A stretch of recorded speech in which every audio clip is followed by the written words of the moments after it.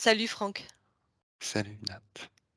On se retrouve aujourd'hui pour aller explorer à partir de petits flashs que j'ai eus sur ma vie au temps de l'Égypte ou ma vie atlante, je ne sais pas exactement, quelques petites informations comme ça dans l'entre-deux que j'ai envie d'approfondir et puis après, d'une manière beaucoup plus générale, d'aller voir un petit peu tout ce qui pouvait se passer à cette époque. Je vais quand même résumer rapidement les infos que j'ai eues entre la veille et le sommeil, où j'ai vu que j'avais à cette époque un frère de qui j'étais extrêmement proche. Je l'ai vu comme dans une allongé, comme dans une sorte de sarcophage. J'ai pas vu son visage. Je sais que c'était mon frère et que nous avions un lien très très fusionnel. Et ça s'est arrêté là. Ensuite, j'ai vu que lorsque nous observions le ciel de nuit, il y avait beaucoup plus d'étoiles, mais des milliards de fois plus d'étoiles qu'aujourd'hui. Est-ce que c'est une question d'atmosphère ou de disposition du ciel qui était différente? Je ne sais pas. J'aimerais aller regarder ça. J'ai vu aussi que nous travaillions sur les minéraux et que nous pratiquions l'alchimie. L'alchimie. Mm. C'est ça, à partir des pierres que nous mettions que nous plongions dans des bains bouillonnants pour transformer la matière. C'était pas des pierres très grosses, des petits morceaux. Donc voilà, que des flashs, hein, donc c'est très rapide. Et dernière chose, le nombre 12, qui est un nombre a priori très très utilisé dans différents procédés, je ne sais pas, comme étant un nombre sacré. Donc là aussi à approfondir, on verra si j'arrive sur ces infos ou si j'arrive sur autre chose. Je vais faire un décompte de Mm. 1 à 3 et à mon 3, tu seras connecté à une de tes vies égyptiennes. Un, 2 et 3. J'ai vu plein de montagnes, une chaîne de montagnes. J'arrêtais pas de voir cette montagne très haute. Je sais pas où c'est.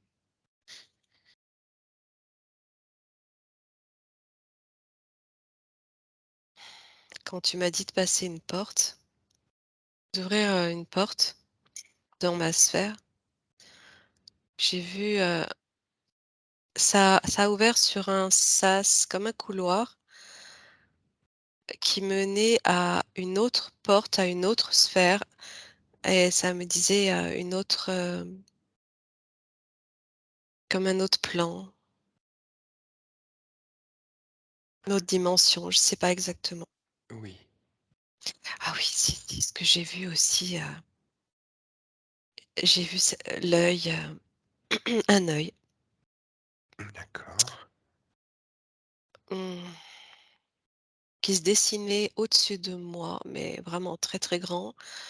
Et comment dire, il est passé devant moi et il s'est positionné sous une pyramide en fait.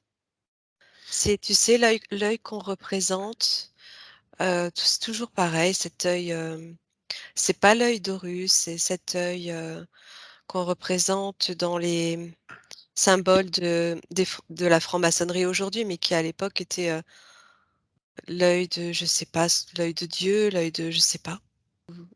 Alors, tu as toute information concernant cet œil et pourquoi tu le vois. Et qu'est-ce qu'il fait là, près de toi? Qu'est-ce qu'il est? Quelle est sa nature? Quelle est son intention? C'est lié à Qu'est-ce... l'Égypte. C'est lié à Euh, l'Égypte. Est-ce que ouais. c'est involutif? Alors, je sais pas encore. Je sais pas Voilà, encore. tu prends toute information. C'est très symbolique en fait. Cet œil, c'est comme une porte. C'est, tu sais, justement la porte que je passais de ma sphère pour aller dans une de mes vies au temps de l'Égypte où j'ai vu cette espèce de sas et puis j'arrive dans une autre sphère comme sur un autre plan et c'est toujours ma sphère mais c'est différent. Euh, et, et cet œil, en fait, c'est un petit peu la représentation de cette porte. C'est comme une porte, un passage, et c'est représenté par un œil, parce que ça me dit que l'œil, attends, hein, on représentait l'œil à cette époque comme étant, comme étant, heu, une porte, un passage. Comme si au travers de l'œil, on pouvait atteindre un autre plan, une autre dimension. D'accord. On dit Heu, parfois, c'est une expression: «Les yeux sur la porte de l'âme». oui, Est-ce que ça oui, résonne pour toi? oui, OK. oui. Tu prends bien toutes les précautions pour C'était comme un symbole égyptien, qu'on a représenté ensuite, peut-être dans les hiéroglyphes, je ne sais pas, mais en tout cas, c'était on l'a dessiné parce que à une certaine époque, cet œil était utilisé comme symbole de passage, en tout cas, de passage, de porte multidimensionnelle. alors est-ce que c'est la symbolique d'une conscience gardienne? Qui peut être guide d'un côté, gardien de l'autre, le passeur quoi? C'est pas une conscience, en fait, c'est propre à tous. Attends, j'essaye de comprendre. Mmh. C'est comme un symbole, qui est, relié à chacun des êtres, en fait. C'est un petit peu, tu sais, c'est un petit peu comme le troisième œil, en fait. C'est c'est c'est un œil très, très grand qui symbolise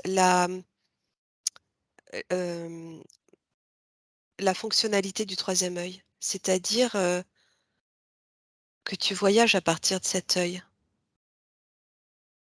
Ce qu'on appelle aujourd'hui le troisième œil. C'est comme si ce qu'on appelle aujourd'hui le troisième œil, en fait, on en a, à peine la fonctionnalité de ce qu'on pouvait avoir à l'époque. Mmh.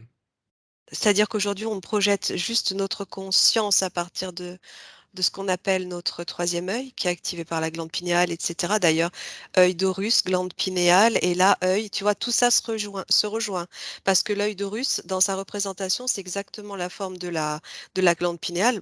Bon, là, ça, c'est ce que je sais, mais en même temps, c'est aussi cet œil que je vois, qui est juste un œil simple, très allongé comme ça, comme un œil égyptien. Il était utilisé aussi comme symbole de passage, de porte, de de porte pour voyager, sauf qu'à l'époque, on l'utilisait bien plus qu'en projection de conscience, c'est-à-dire ah, le corps passait. D'accord. C'est ce que OK. je viens de comprendre là en voyant cette image Mmh qui mh. s'est positionnée d'en haut, qui est venue sous la pyramide, Mmh, mmh mais c'est mh. symbolique, hein. C'est comme si, d'ailleurs, ça me dit que ce soit la pointe ou le dessous de la pyramide, dans les 2 cas, heu, la pyramide elle-même permet le passage, voilà, d'un endroit à un autre. D'accord. Et OK. ça, c'est une connaissance que j'avais qu'on avait à l'époque. OK. Bien.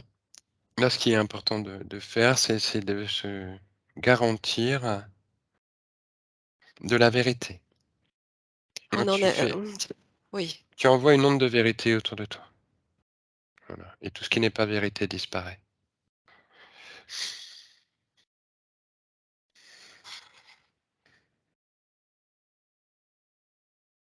Non, c'est encore un symbole qui a été détourné, complètement détourné, parce que là, je vois la pureté de l'iris de cet œil quand je l'observe et c'est comme si aujourd'hui, quand on regarde ce symbole, on se relie à quelque chose de terne, vraiment mmh, qui a été, Corrompu, souillé. oui, oui, oui, oui, corrompu, oui, oui, complètement.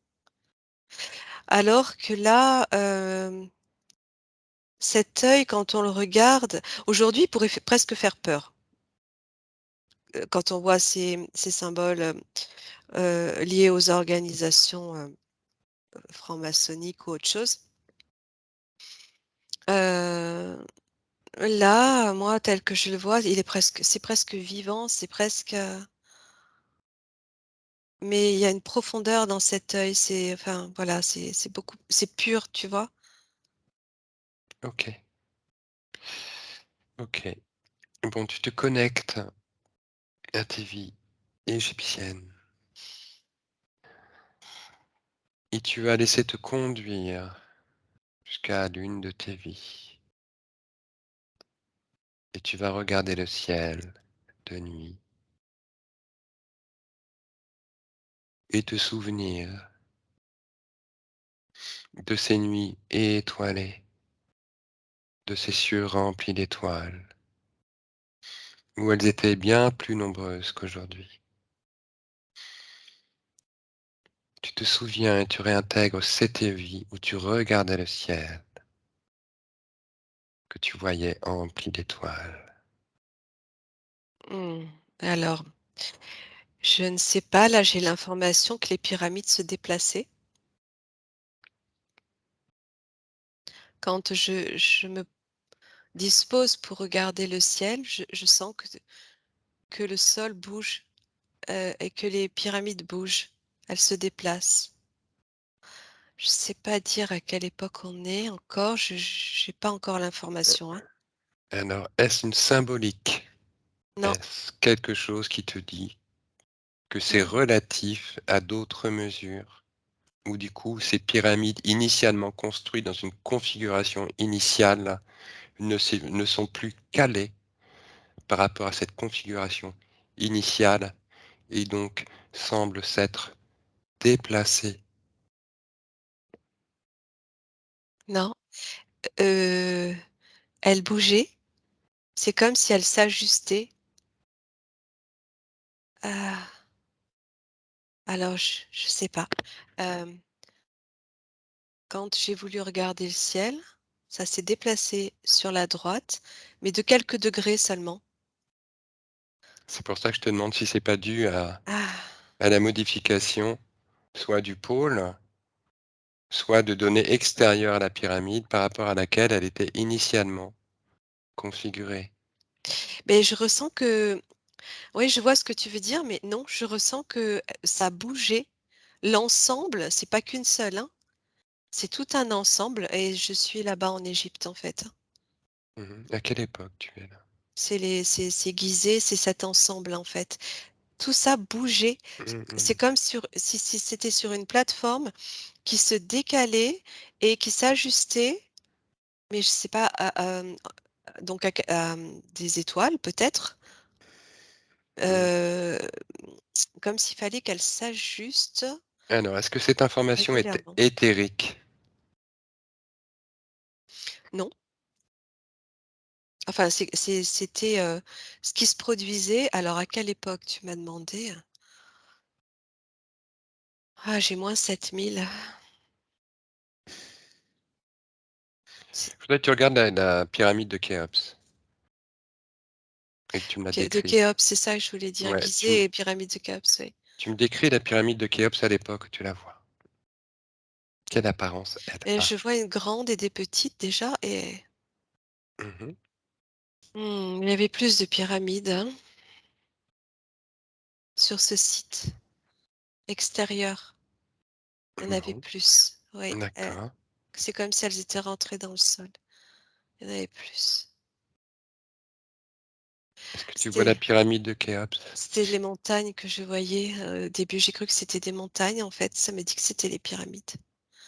Je voyais plein de pointes avec une très grande, mais c'est comme si Khéops même était beaucoup plus grande qu'aujourd'hui, plus haute dans le ciel. C'était beaucoup plus grand. Alors je vois c'est c'est toute cette plateforme qui pouvait bouger, mais les pyramides elles-mêmes pouvaient bouger entre elles et s'aligner.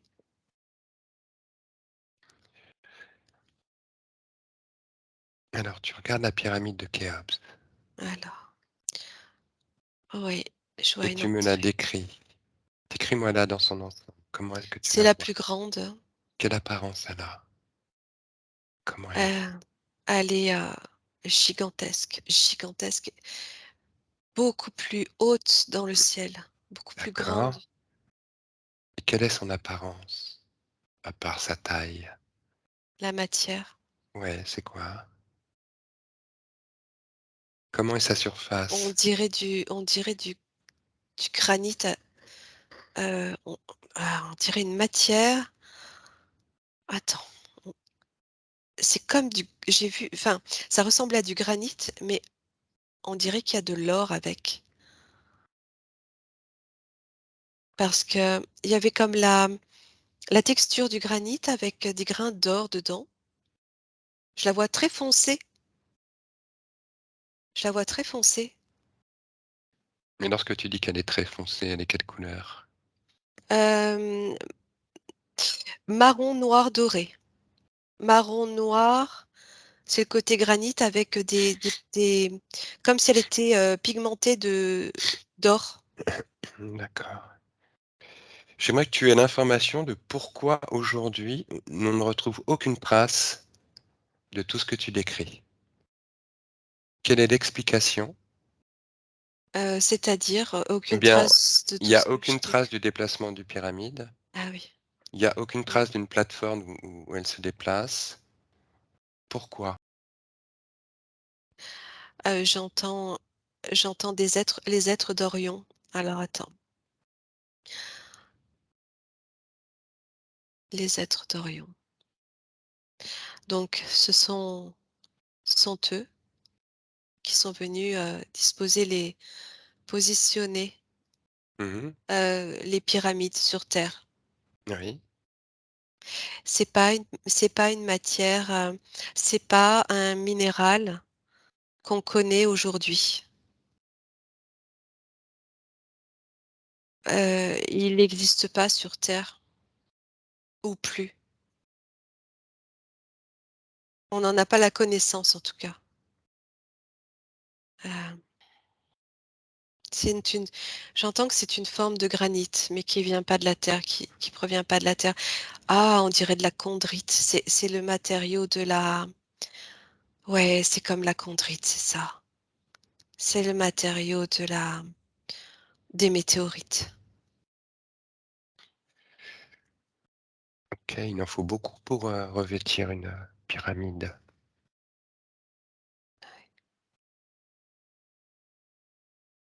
Ouais, ça vient d'Orion et je ressens beaucoup d'émotions et des fréquences du cœur qui s'élèvent. Par rapport au mouvement, c'est comme un mécanisme qui s'est arrêté. Et pourquoi on n'a aucune trace de ce mécanisme? Je crois j'ai déjà ressenti ça. Ce n'est qu'une toute petite partie du mécanisme global qui ressemble au mécanisme d'une horloge. Je l'ai déjà eu ça, je sais plus dans quelle exploration. C'est comme une comme un petit engrenage Khéops, Gizeh, c'est comme un tout petit, un tout petit engrenage d'une horloge gigantesque. Tu sais, le mécanisme des anciennes horloges. Mmh. Hem et et c'est comme si tout avait été éparpillé, séparé. Donc ça ne peut pas bouger tout seul. Mmh. C'est impossible.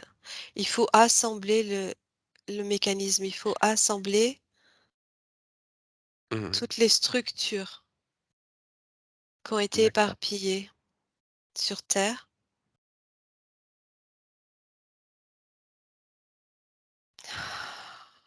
C'est c'est une protection qui a été réalisée avant que la chute, de la terre n'ait lieu pour, parce que il y avait plusieurs mondes en reliance et c'était pour couper, les voies de communication, pour, camoufler, comment dire? Rendre invisible, rendre indétectables, en fait, ces voies de communication aux yeux des involutifs et donc c'est comme si, ces êtres-là, j'ai Orion et les Pléiades aussi. Et il y a plusieurs êtres, plusieurs, peuples galactiques, on va dire, hein, comme on les appelle aujourd'hui, qui ont fait en sorte que cet ensemble soit dépareillé, éparpillé sur Terre pour, ne laisser aucune trace de ces voies de communication, en fait. Parce qu'à l'époque où tout était assemblé, c'était comme une horloge, comme l'horloge interne de la Terre, en fait. Ah purée. On parle d'horloge interne du corps humain et là, c'était comme l'horloge interne du corps de la Terre. D'accord. Selon les écrits d'Anton Parks, la construction de Khéops, de la pyramide de Khéops, dite de Khéops, a été commandée par Isis.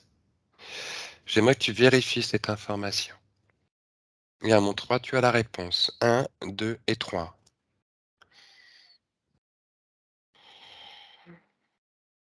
Ah, j'ai, reçu une onde dans le cœur, comme une confirmation, mais je regarde, hein. Alors, je ressens, l'énergie liée à Isis comme une énergie, comme une émanation de la source, très pure, de l'ordre d'une être qui crée,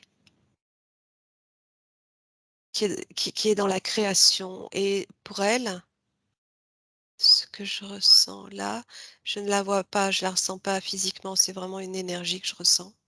Mhm, C'est comme si, ça va au-delà de la pyramide, hein. C'est plus que ça en fait, hein. Elle est à l'origine, elle est, créatrice d'une d'une partie ou de ce système ou d'une partie de ce système, de la Terre. Donc tu confirmes que donc elle est bien la commanditrice de cette pyramide? Plus que cette pyramide, ouais, plus que ça va plus loin que ça. Ça Oui. va plus loin que ça, ouais, c'est beaucoup plus grand que ça, oui. Alors, Ouais, vas-y, tu as toute information. c'est, c'est à l'échelle de la planète. C'est-à-dire? Ben, quand je te parle de tout ce mécanisme, en fait, je te parle des différentes pyramides qui sont éparpillées maintenant, mais qui à l'époque étaient rassemblées et qui prenaient presque la place de toute la Terre, tu vois? C'est comme, si ce système était l'horloge Oui, interne du globe d'accord. et Isis, elle est, comme à l'origine de la création de cet ensemble pour la Terre et voilà. Et je voulais regarder alors du coup, à quoi ça servait tout ça. Bien, selon les écrits d'Anton Parks, Isis a commandité cette pyramide pour retrouver l'âme d'Osiris. Ah, je sais pas, attends, je vais te dire moi je voulais regarder justement ce que ça me disait. Ouais, tu regardes si Pourquoi tout ça? tu valides ou pas cette information. Moi, je ressens beaucoup de monde autour de tout ça, hein, pas seulement alors, c'est comme si Isis en fait, heu, c'est comme si son énergie en fait était déployée autour de tout ça, mais qu'il y avait beaucoup, beaucoup d'êtres, beaucoup de différents, peuples qui étaient intervenus pour la création de cet ensemble. Mmh. OK. Heu, c'est vraiment je ressens de plus en plus je ressens de plus en plus le lien à la Terre, à la planète, comme si, toute cette structure pyramidale faisait partie du corps de la planète, Mmh. était voire même comme un organe de la planète. OK, il s'agirait en fait d'une horloge cosmotellurique, comme on dit. Un ajustement entre les énergies telluriques de la Terre et les énergies cosmotelluriques qui circulent dans le système solaire et qui sont connectées aussi à d'autres systèmes. Oui, OK. Donc c'est une technologie d'ajustement fréquentiel, énergétique, électromagnétique et fréquentiel. bah, alors justement, ouais, j'essaye de voir à quoi sert ce mécanisme à la base, pourquoi est-ce qu'il a été créé? Je tente d'avoir cette information. Mmh. C'est alors, j'entends qu'il y a un alignement il y avait un alignement des planètes, oui, c'est ça. Alignement des planètes. En fait, au fur et à mesure que je prends l'information, je dois, me placer plus loin, dézoomer, tu vois? Prendre Mmh. plus de recul parce que c'est plus là à l'échelle de la planète ensuite, ça vient mettre en relation d'autres planètes. Alors, ce que je ressens, c'est qu'il y avait la même structure sur d'autres planètes, c'est-à-dire les mêmes horloges internes sur Mars,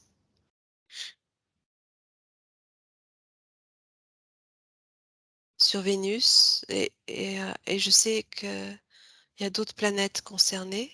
Je vais pas je les vois pas toutes, mais et à chaque fois, c'est comme s'il y avait ce mécanisme intérieur qui permet quelque chose de particulier à la planète. C'est comme si ça permettait de maintenir des mondes, heu, sur des plans comme sur des plans protégés, sur des plans, très élevés. C'est en lien avec les lois cosmiques universelles. C'est comme un maintien de l'équilibre, de l'harmonie, en référence aux lois. Mmh. OK, comme un peu comme des balises en fait qui sont des points de repère et qui peuvent activer, ou appartenir à un réseau actif. Ouais, Alors, elle pourrait avoir plusieurs fonctions. oui, oui, il y a plusieurs fonctions. Je sens que c'est vraiment, c'est de l'ordre de la création de l'univers, en fait. Ce que j'ai le ressenti que j'ai, c'est des forces à l'origine de ces créations, unitaires, on va dire, toutes reliées et qui viennent comme, heu, maintenir l'équilibre entre les on va dire, les forces, sombres et les forces, lumineuses.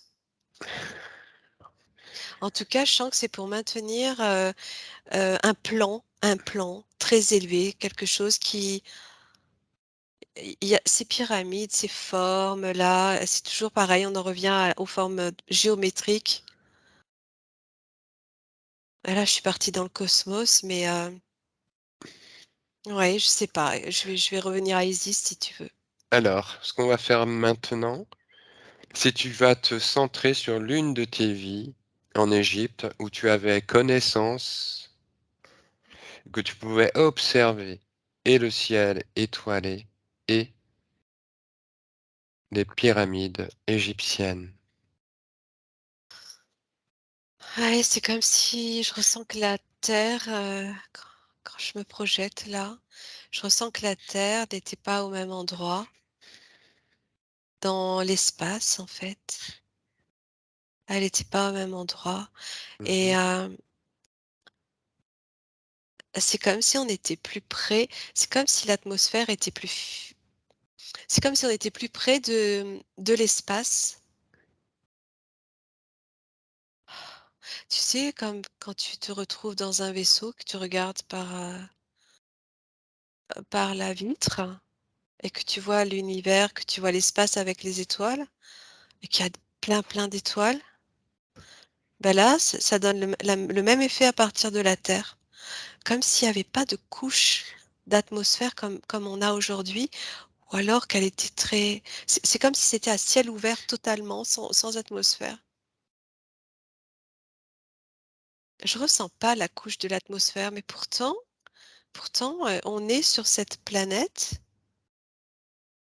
Par contre, c'est pas la même, densité parce que je ressens que les pyramides, la matière en fait, elle est, mouvante et j'en reviens au flash que j'ai eu sur la transformation de la matière où on utilisait les minéraux qu'on mettait dans des bains bouillonnants. Et ça me renvoie à ça parce que je vois que en fait, même les minéraux, enfin la matière n'est pas compacte, elle n'est pas solide, dure, elle n'est pas dure. D'accord, oui, on n'est pas effectivement sur la même densité, le même plan. C'est pour ça que ce mouvement aussi perçu au niveau des pyramides n'est pas sur le plan terrestre tel que nous le Ouais, vivons, mais une ouais, représentation relative à un autre plan. oui, Peut-être une autre terre d'ailleurs. Est-ce que c'est sur la même terre c'est ou est-ce que c'est c'est sur c'est une terre parallèle? c'est la, on peut dire que c'est la même terre, mais, avant qu'elle se fige dans cette densité, elle était beaucoup plus évasée en fait, beaucoup plus espacée, comme beaucoup plus grande et plus énergétique. La question qui se pose, c'est est-ce que cette terre, antérieure existe toujours dans sa densité et que cette terre que nous vivons est la conséquence effectivement d'une descente de plan, donc la création d'un autre plan de la Terre sur lequel nous on est, Mmh, hem, mais alors mmh, en parallèle à cette autre Terre qui existe toujours oui, c'est ce qu'on dans sa appellerait, dans sa densité. ouais, c'est ce qu'on appellerait, la terre éthérique en fait. Pour nous, ici, comme on nomme, heu, le corps Mmh. éthérique, c'est la même chose. Et c'est comme si la terre sur laquelle on est aujourd'hui était une incarnation de cette terre. D'accord, donc ce qui veut dire que tout ce que tu as perçu là tout à l'heure concernant, ces pyramides, leurs mouvements, leurs revêtements, c'est sur cet autre plan. Ce n'est pas sur le Mmh. plan sur lequel nous sommes nous et on ne pourrait pas aucunement observer ce que tu décris sur notre plan. Non, on peut pas l'observer dans notre D'accord, densité. Non, OK. Bon, est-ce que ça veut dire que toi, ta vie égyptienne, elle se situe sur cet autre plan? aussi. J'ai eu D'accord. plusieurs, je crois, je ressens que j'ai vécu après aussi, après dans la matière, plus ferme comme presque comme celle d'aujourd'hui, mais aussi là avant. Malgré tout, il y a une matière, hein. Il y Mmh. a une matière, mais c'est comme, C'est plus une autre densité. Ouais, ouais, OK, plus c'est fluide, une autre oui. densité. Bon. Alors la façon dont je le décris, on a l'impression que c'est presque, éthéré, c'est très énergétique, mais il y a quand même, une forme de matière et ça ressemble à notre terre aujourd'hui et en même temps, c'est complètement différent. Mmh. Est-ce que Heu, tu es en relation avec cette vie que tu as vécue? Bah, j'essaye de me trouver, attends. Voilà. J'ai un lien là, je ressens l'intraterre quand je me projette dans ma vie à cette époque. C'est Ça me dit qu'aujourd'hui, ce qu'on appelle l'intraterre, c'est cette partie éthérique de la Terre. Parce que c'est complètement relié à ce qu'on nomme l'intraterre. Je viens d'avoir l'information. Alors il paraîtrait que chaque planète a sa propre intra-Terre. Ouais. Pourtant, il y a des planètes qui sont pas forcément décalées par rapport à leur origine. Bah, les planètes de notre système, si, si, si, si. Ce que je ressens, c'est que, on a souffert de la matérialisation des éléments, des atomes. Mmh. Hem, on a été conscient pendant longtemps, malgré la chute, au fil de nos incarnations, notre conscience s'est éteinte petit à petit. Mmh. Mais avant qu'elle s'éteigne, on a souffert de cette densité, du fait de cette matière, heu, qui s'est, figée presque figée, parce que rien n'est figé, mais presque. Ça nous a, fait souffrir en fait, souffrir dans le D'accord, corps physique. d'accord. Je ressens ça, tu vois? Tu me poses une question, à chaque fois j'ai des infos qui arrivent sur autre chose, mais tant pis, c'est comme ça. C'est comme des mémoires qui reviennent, des flashs, des Alors petites tu choses. laisses les informations de tes mémoires venir à toi. Oui, c'était pas le même système de réincarnation qu'aujourd'hui. C'est comme si le corps ne mourait pas complètement, je sais pas, il y a quelque chose de différent. Pendant, on pourrait dire des siècles, avant que ça se densifie trop pour, que le corps meure définitivement, le corps physique. D'accord, tu veux dire que sur ce plan plus élevé, en fait, le corps lui-même, le corps dans lequel on s'incarne est plus énergétique. Du coup, il est moins physique, donc il est moins détérioré comme, Ouais, il est moins périssable. ouais, D'accord, et mais donc là, il peut encoder des transformations que notre corps physique ne peut pas encoder. aujourd'hui non, Voilà. Mmh. et la Donc du coup, ce souffre que tu décris comme étant, cette, mort, enfin, bah, tu parles de mort, c'est toi qui me dis, c'est plus proche d'une mutation, oui, d'une transformation et non pas d'une transformation. rupture. Ça a été pendant de longues années une transformation avec la souffrance physique qui s'est installée, et puis jusqu'à un moment où le corps a fini par mourir et où il a fallu enclencher le système de réincarnation totale, et c'est à partir de ce moment-là qu'on a complètement, oublié, en se réincarnant, la vie d'avant. D'accord. Ça a coupé, la conscience, quelque chose dans la conscience. Mmh. Heu, Ça a été un long un long processus de régression. Ouais. Et le corps est devenu plus petit. J'ai plein de en fait, ouais, j'ai plein de petits bouts d'informations, au fil de ces longues périodes de dégradation. On a transformé, le cerveau, les fonctionnalités du cerveau. On les a réduites, on a bloqué toute une partie.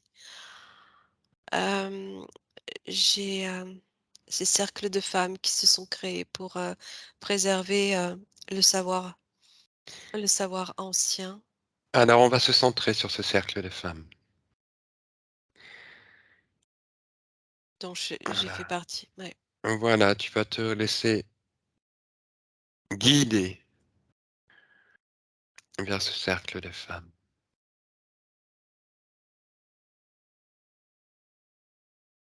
et tu as accès à toute information concernant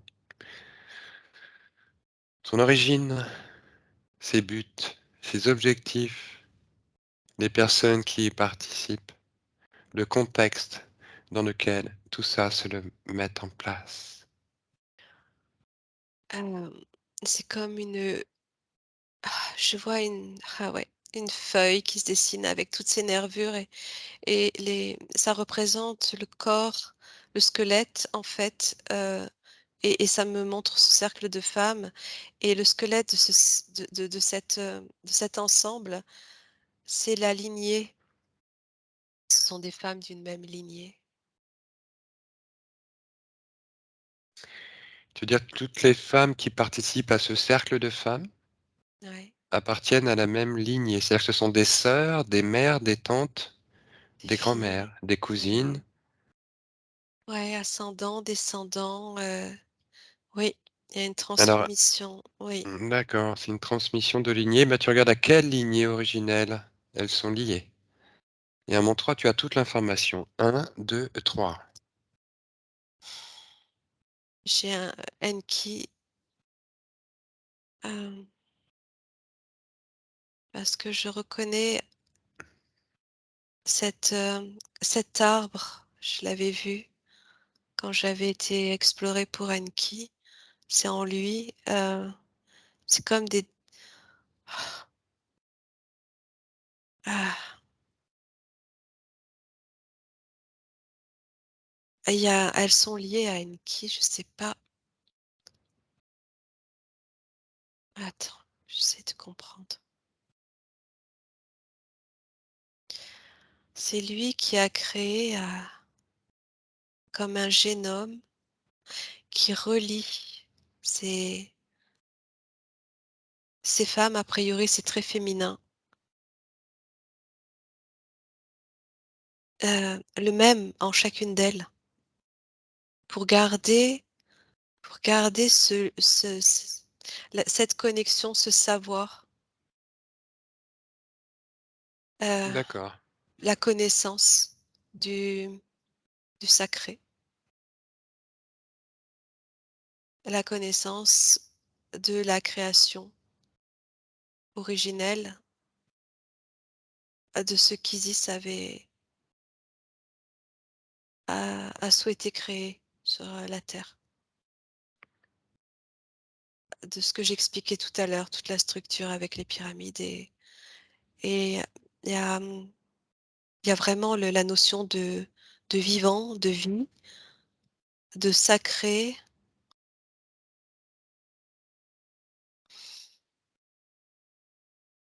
de féminin aussi, hein.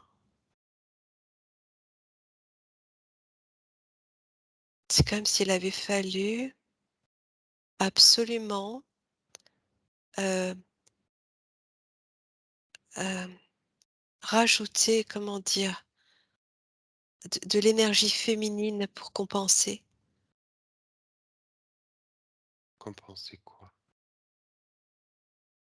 Compenser, d'autres forces qui,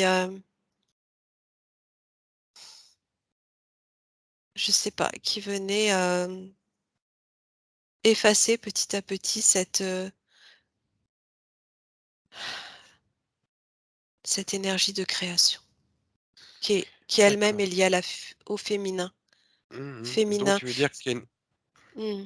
Enki a eu un parti pris pour le féminin Oui, dans une guerre qui opposait le masculin oui, et le féminin. oui. C'est pas l'identité sexuelle du tout. C'est pas le féminin qu'on connaît nous aujourd'hui. C'est pas ça, c'est pas la femme, c'est l'énergie du féminin sacré qui est cette énergie de création. C'est ça que j'entends. Mmh. Et quand je regarde, les c'est co et c'est fou, mais c'est comme si l'énergie c'est terrible ce que je vais dire, mais c'est comme si l'énergie du masculin, Mmh. hem, venait, annihiler l'énergie du féminin. Mmh. C'est comme si ces 2 forces s'opposaient, en fait. Mmh. Dans ce contexte particulier. C'est-à-dire qu'il y a un contexte de guerre initial à cette situation. Est-ce que tu le perçois? Oui, D'accord. Il s'agit d'une guerre de pouvoir à la base oui, entre un être masculin et un être féminin. oui. Et là, ça va Oui, plus haut, c'est très énergétique, là. d'accord. Oui. OK, OK. Et donc au travers de ces créations, Enki, au travers de ces corps, qui ont été, on va dire manipulés, il a, inséré ce génome lié au féminin sacré, ce génome qui relie ces cercles, qui relie ces êtres qui vont créer ces cercles de femmes, Mmh. qui vont préserver cette connaissance. Mmh, d'accord. Comme C'est, une bibliothèque, une heu, bibliothèque, mmh, comme la clé de la création. C'est comme s'il y avait création, énergie féminine et destruction, énergie masculine. Pourtant, oui, il y a un équilibre entre les 2, mais l'un crée, l'autre détruit. dans ce contexte particulier Ben, j'ai où l'impression que c'est même au-delà de ce contexte. Que j'ai la sensation que c'est même au-delà de ce contexte, que c'est, un contexte, universel. Les Comme des polarités qui, à la fois, ont besoin de s'équilibrer, mais si une est plus forte que l'autre, heu, je sais pas, c'est est-ce qu'à l'inverse, un féminin trop fort, ouais, détruit le masculin? ouais, c'est ce que attends, j'étais en Mmh, train de me demander. Eh oui, eh d'accord, oui, OK. oui, mais alors attends, attends, c'est pas pareil. Non, c'est pas pareil. C'est comme si le masculin en surpuissance, en surproportion détruisait le féminin Mmh. et donc détruisait le pouvoir de création, alors que dans l'autre sens, si, ce sont les énergies du féminin qui sont, en majorité présentes, ben, non, c'est pas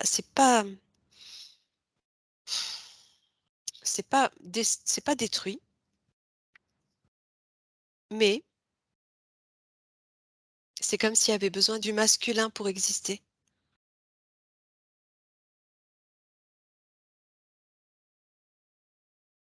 Attends, j'essaie de mieux comprendre. Je ressens pas la même je ressens pas la même destruction d'un côté et de l'autre, en fait, je sais pas pourquoi. Il y a un côté qui crée, il y a un côté qui crée, il y a un côté qui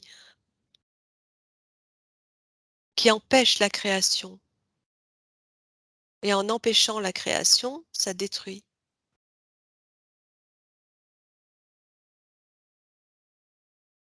Je sais pas, j'ai pas plus d'infos. Tu restes centré, concentré sur le cercle de femmes. Donc tu dis affilié à Enki. Mmh. Est-ce que Enki était reptilien?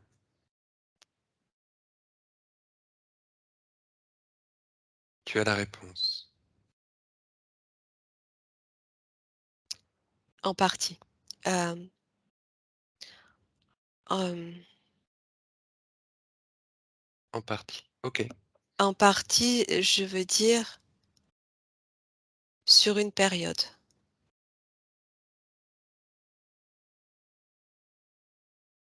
En partie. D'accord. Ouais, ça me dit en partie. Mmh, mmh mh. Est-ce que ce cercle de femmes affiliées à Enki est porté par des entités reptiliennes?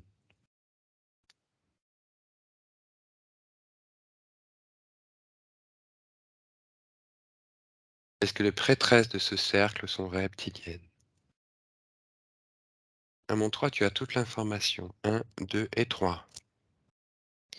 En fait, à l'origine, j'avais des femmes, humaines, type humaine, qui, je vois qu'elles sont ensuite elles sont mélangées comme hybridées.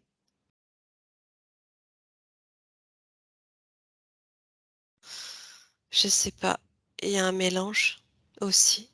Oui, un Il y a un mé mélange. il y a un mélange. D'accord. Oui. Est-ce que parmi ce cercle de les êtres féminins, donc ce cercle de femmes, ce cercle féminin sacré, ou en partie, Elles ont accepté. Attends, j'ai, j'entends que leur, conscience a accepté de a accepté la modification génétique. Ça faisait partie du programme de protection. C'était comme la seule façon de pouvoir protéger en elles cette connaissance que d'être hybridée reptilienne pour, comme pour,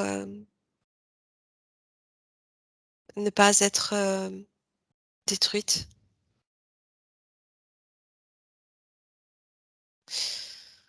Heu, détruite par quoi?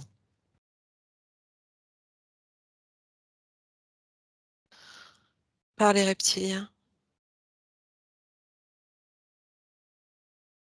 C'est comme s'ils avaient cette capacité de détruire les consciences même, les âmes, les consciences.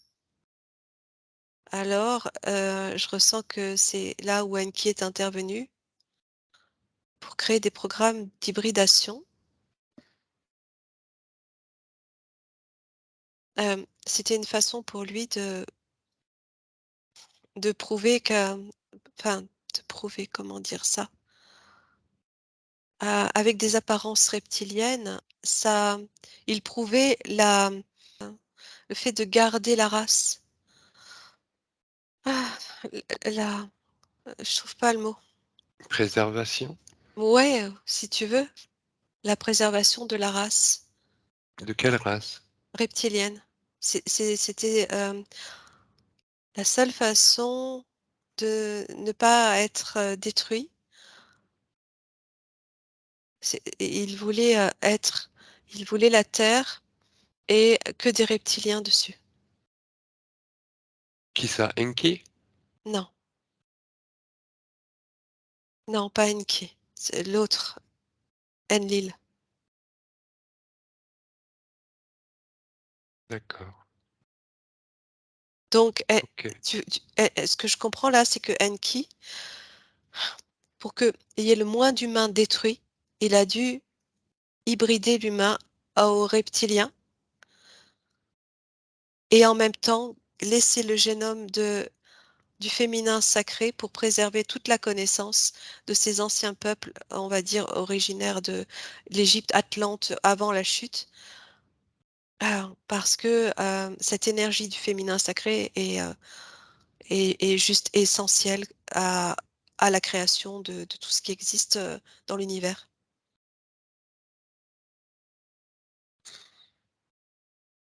D'accord, d'accord, et donc toi, tu as fait partie d'un de ce cercle sacré de prêtresses.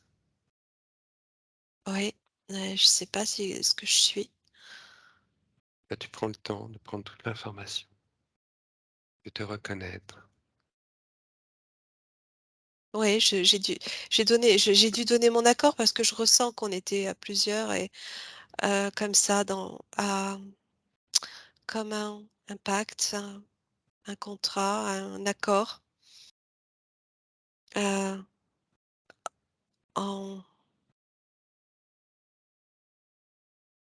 Mais je ressens que ces femmes dont j'ai fait partie, on va dire en tant que prêtresse, c'était, avant l'arrivée d'Enki sur terre en tant que reptilien. Et tout ça, ça a duré sur des périodes de siècles et millénaires peut-être même. Mmh. Et ensuite, à un moment donné, en conscience, on a donné notre accord pour être, ouais, mélangés. Autrement, la race humaine, le but était l'extinction de la race 100% humaine sur terre. D'accord. OK. Est-ce que tu as d'autres informations qui te viennent Non, on va concernant ce peut-être arrêter cercle-là? parce que je commence à être fatiguée. D'accord. Bon, bah, je vais te ramener. Il y a tellement, en fait, tellement d'infos à récupérer, c'est hallucinant. Mais il y a une grande part féminine chez Enki, c'est ce que je sens. Mmh. D'accord. Bien. Ouais. Tu récupères tes fréquences. Tu te coupes de tout. Tu te retrouves